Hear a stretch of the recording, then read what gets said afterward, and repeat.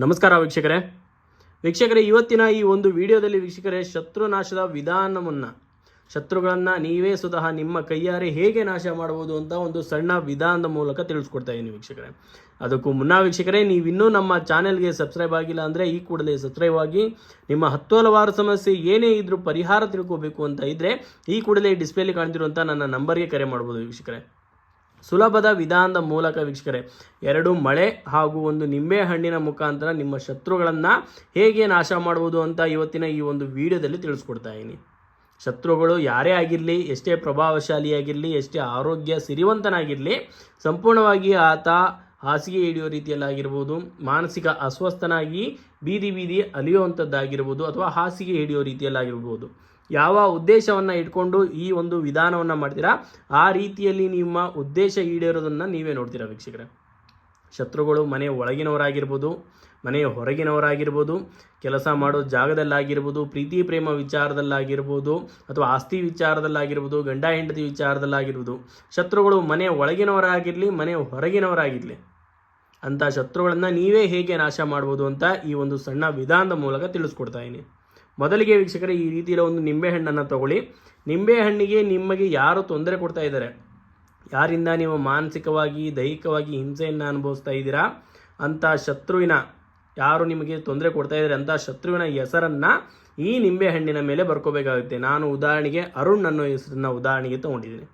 ನೀವು ನಿಮಗೆ ಯಾರು ಶತ್ರುಗಳಾಗಿ ಕಾಡ್ತಾ ಇದ್ದಾರೆ, ಯಾವ ಶತ್ರುವನ್ನು ನಾಶ ಮಾಡಬೇಕು ಅಂದ್ಕೊಂಡಿರ್ತೀರಾ ಅವರ ಹೆಸರನ್ನು ನಿಂಬೆಹಣ್ಣಿನ ಮೇಲೆ ಬರ್ಕೋಬೇಕಾಗುತ್ತೆ. ಬರೆದಾದ ನಂತರ 2 ಮಳೆಯನ್ನು ತಗೊಂಡು ಈ ರೀತಿಯಲ್ಲಿ ಎಕ್ಸಾಕಾರದಲ್ಲಿ ನೀವು ಚುಚ್ಚಬೇಕಾಗುತ್ತೆ. ಈ ಹೆಸರಿನ ಮೇಲೆ ಈ ರೀತಿಯಲ್ಲಿ ಎಕ್ಸಾಕಾರದಲ್ಲಿ ಚುಚ್ಚಬೇಕಾಗುತ್ತೆ. ಈ ಒಂದು ವಿಧಾನವನ್ನು ಅಮಾವಾಸ್ಯೆ ಆಗಿರ್ಬೋದು ಅಥವಾ ಹುಣ್ಣಿಮೆ ಆಗಿರ್ಬೋದು, ಈ 2 ದಿನದಲ್ಲಿ ಮಾಡಬೇಕಾಗುತ್ತೆ.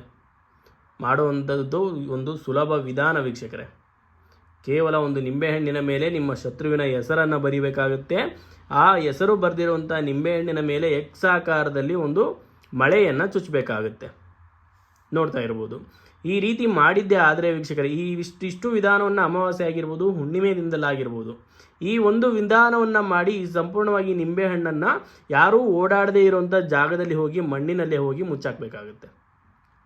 ಈ ರೀತಿ ಒಂದು ವಿಧಾನ ಮಾಡಿದ್ದೇ ಆದರೆ ನೀವು ಯಾವ ಉದ್ದೇಶವನ್ನು ಇಟ್ಕೊಂಡು ಮಾಡಿರ್ತೀರ, ಶತ್ರುಗಳು ಸಾಯೋ ರೀತಿಯಲ್ಲಾಗಿರ್ಬೋದು, ಹಾಸಿಗೆ ಹಿಡಿಯೋ ರೀತಿಯಲ್ಲಾಗಿರ್ಬೋದು, ಅಥವಾ ಮಾನಸಿಕ ಅಸ್ವಸ್ಥನಾಗಿ ಹೊಚ್ಚನಾಗಿ ರೋಡು ಬೀದಿ ಅಲಿಯುವಂಥದ್ದಾಗಿರ್ಬೋದು, ಯಾವ ಉದ್ದೇಶವನ್ನು ಇಟ್ಕೊಂಡು ಮಾಡಿರ್ತೀರ ಆ ಉದ್ದೇಶ ಈಡೇರೋದು ನೀವು ಕಣ್ಣ ಮುಂದೆ ನೋಡ್ತೀರಾ ವೀಕ್ಷಕರೇ.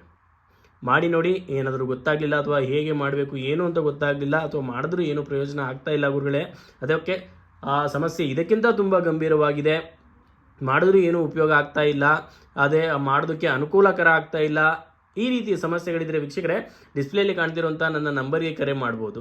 ಕೇವಲ ಶತ್ರುನಾಶ ಅಲ್ಲ ವೀಕ್ಷಕರೇ, ಶತ್ರುನಾಶ ಆಗಿರ್ಬೋದು, ಪ್ರೀತಿಯಲ್ಲಿ ನಂಬಿ ಮೋಸ ಹೋಗಿರುವಂಥದ್ದಾಗಿರ್ಬೋದು, ಗಂಡ ಅಥವಾ ಹೆಂಡತಿ ದೂರ ಆಗಿರುವಂಥದ್ದಾಗಿರ್ಬೋದು, ಮಕ್ಕಳು ಮಾತು ಕೇಳ್ತಾ ಇರುವಂಥದ್ದಾಗಿರ್ಬೋದು, ಸಂತಾನ ಪ್ರಾಪ್ತಿ ಇಲ್ಲದೆ ಇರುವಂಥದ್ದಾಗಿರ್ಬೋದು, ಉದ್ಯೋಗಾವಕಾಶ ದೊರಕದೇ ಇರುವಂಥದ್ದಾಗಿರ್ಬೋದು, ಕೋರ್ಟ್ ಕೇಸ್ ವಿಚಾರ ಆಗಿರ್ಬೋದು, ವಿಚಾರ ಯಾವುದೇ ಸಮಸ್ಯೆ ಯಾವುದೇ ಇರಲಿ ವೀಕ್ಷಕರೇ, ಪರಿಹಾರ ತಿಳ್ಕೋಬೇಕು ಅಂತ ಇದ್ದರೆ ಡಿಸ್ಪ್ಲೇಲಿ ಕಾಣ್ತಿರುವಂಥ ನನ್ನ ನಂಬರ್ಗೆ ಯಾವ ಬೇಕಾದ್ರೂ ನೀವು ಕರೆ ಮಾಡ್ಬೋದು ಅಂತ ಹೇಳ್ತಾ ಈ ವಿಡಿಯೋನ ಮುಗಿಸ್ತಾ ಇದ್ದೀನಿ ವೀಕ್ಷಕರೇ. ನಮಸ್ತೆ, ಶುಭವಾಗಲಿ.